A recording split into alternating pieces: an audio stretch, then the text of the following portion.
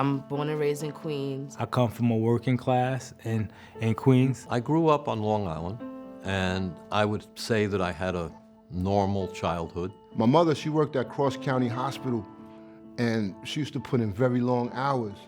And so it was just me and my brother's home, and I became the father, big brother, you know, and providing for my brothers became like a everyday thing. I drifted towards the streets. I became a major drug trafficker at a very young age. I was having some real family issues, children issues, work issues, and had an emotional breakdown and committed a serious crime. I got incarcerated when I was very young. I was 17 years old. Got 7 years flat for manslaughter in the first degree.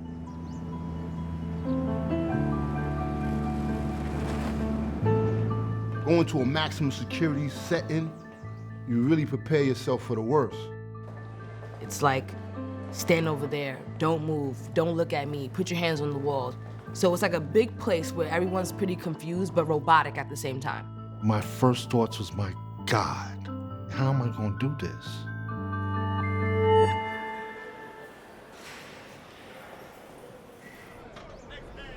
I was in Sing Sing Correctional Facility, I'm working out, and one of the guys, he says, listen, we're talking about putting together a theater program.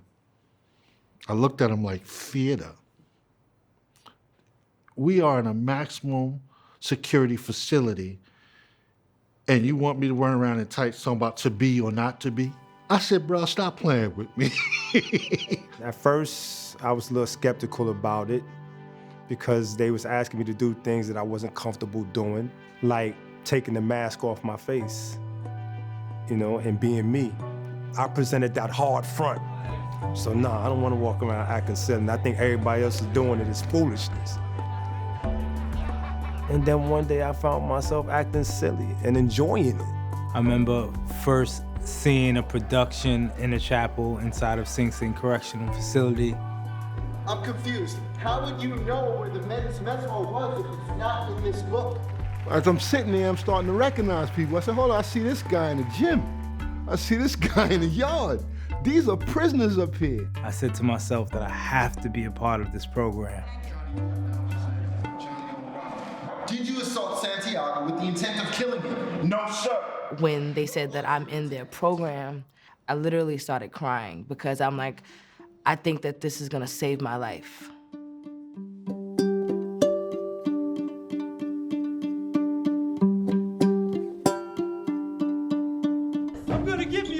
My son was maybe 7 at the time, and he had this love for the Scarecrow. So when the opportunity came to do the production of The Wizard of Oz, I said, I have to try out for the Scarecrow.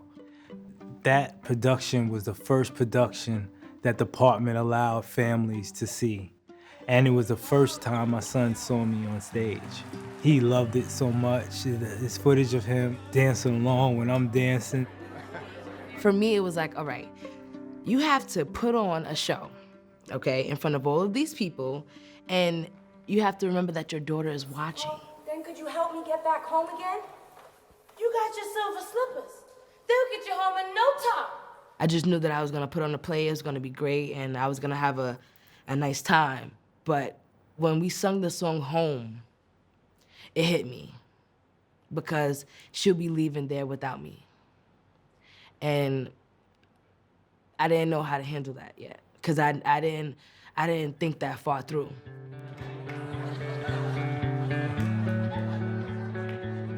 And RTA helped me get through the hardest and the most difficult time in prison, period.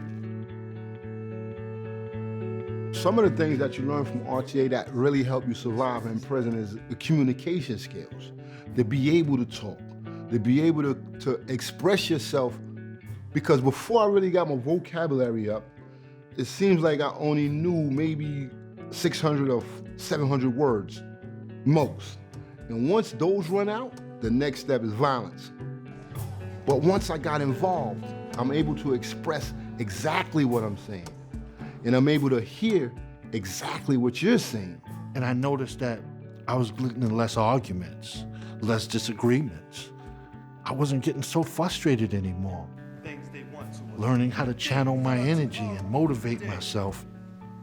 And I began working with people I never imagined I'll be side by side working with.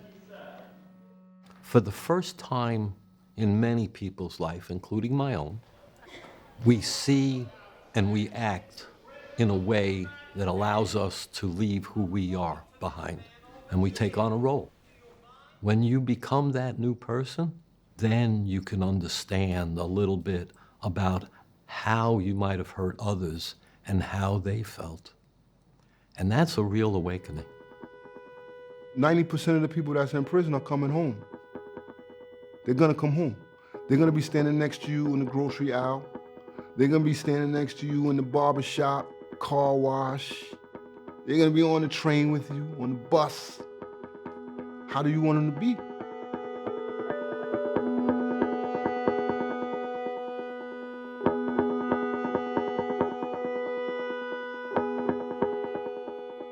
I can do this. Like, I can show people how I feel through art.